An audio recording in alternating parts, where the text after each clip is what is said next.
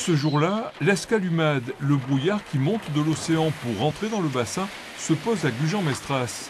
Malgré le surcroît de travail, à l'occasion des fêtes de Noël, les ostréiculteurs n'oublient pas l'essentiel, la saveur de l'huître. Oh, moi je l'aime à toutes les façons, chaude, froide, avec du citron, sans citron, je suis vraiment un amateur. Sortie du parc, c'est là où c'est meilleur, un peu salé encore et tout. Dans cette cabane, on prépare et on expédie 100 tonnes d'huîtres dans le Grand Sud-Ouest. Pour détendre l'atmosphère, Thierry Renoux, chef d'un restaurant 1 étoile à Arcachon, prépare le casse-croûte de 10 heures.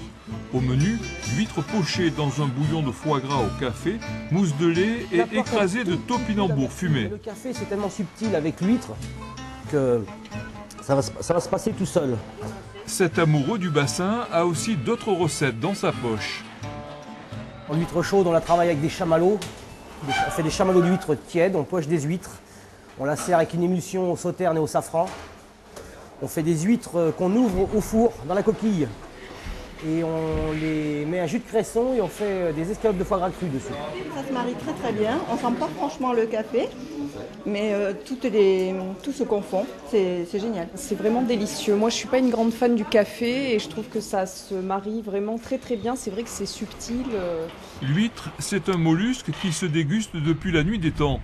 La dernière découverte des archéologues, c'était au mois d'octobre sur la dune du Pilat. À l'époque de Louis XIII, entre 1600 et 1650, une communauté de résignés se régalait. L'huître en tant que telle, collectée et dégustée, ça remonte à peu près au IIIe siècle avant Jésus-Christ.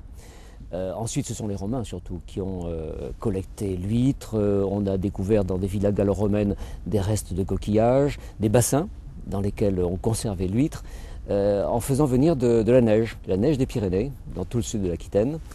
Et puis ensuite, ça a duré pendant le Moyen-Âge. Rabelais, bien évidemment, vante le goût délicieux des huîtres d'Arcachon.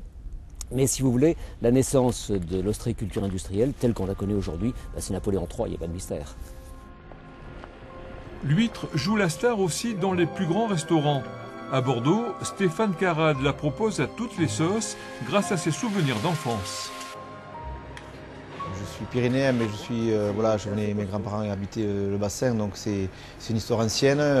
Je venais à la fête de l'huître à Gujan, donc j'étais toujours sur le bassin.